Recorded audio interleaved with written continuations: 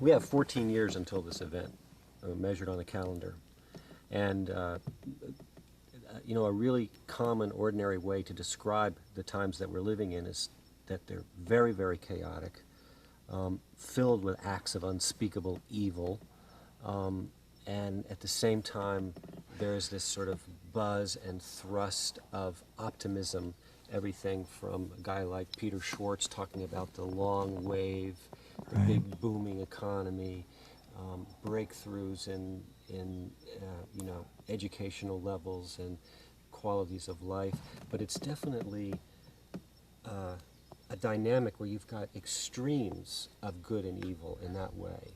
Would you talk a little bit about the relationship between that dynamic as we go forward and the novelty continues to climax? Well, novelty is not necessarily good or nice. Novelty is complex. That's what it is. And so I see really a concatenation of tendencies and forces here at the end. It's only going to get weirder. The level of contradiction is going to rise excruciatingly, even beyond the excruciating present levels of contradiction. So I think it's just going to get weirder and weirder and weirder, and finally it's going to be so weird that people are going to have to talk about how weird it is. And at that point, novelty theory can come out of the woods, because eventually people are going to say, what the hell is going on? It's just too nuts. It's not enough to say it's nuts. You have to explain why it's so nuts.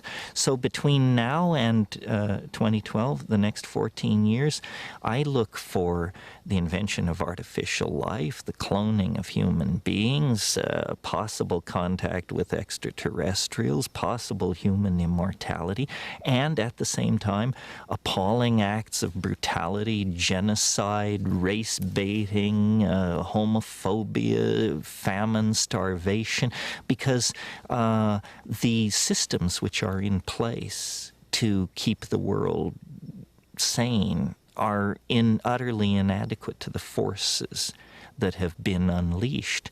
The collapse of the socialist world, the rise of the internet, these are changes so immense, nobody could imagine them ever happening. And now that they have happened, nobody even bothers to mention what a big deal it is.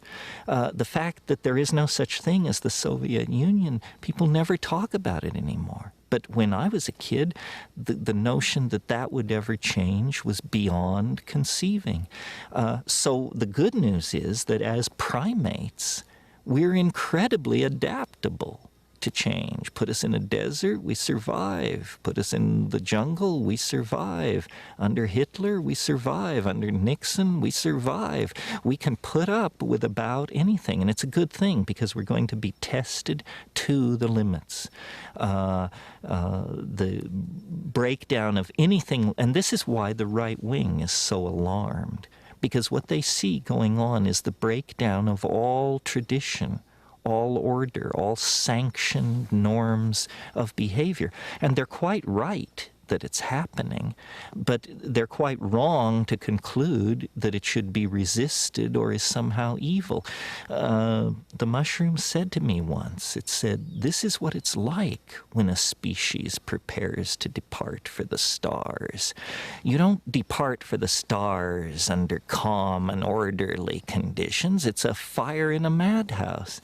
And that's what we have, the fire in the madhouse at the end of time. This is what it's like when a species prepares to move on to the next dimension. The entire destiny of all life on the planet is tied up in this. We are not acting for ourselves or from ourselves. We happen to be the point species on a transformation that will affect every living organism on this planet at its conclusion.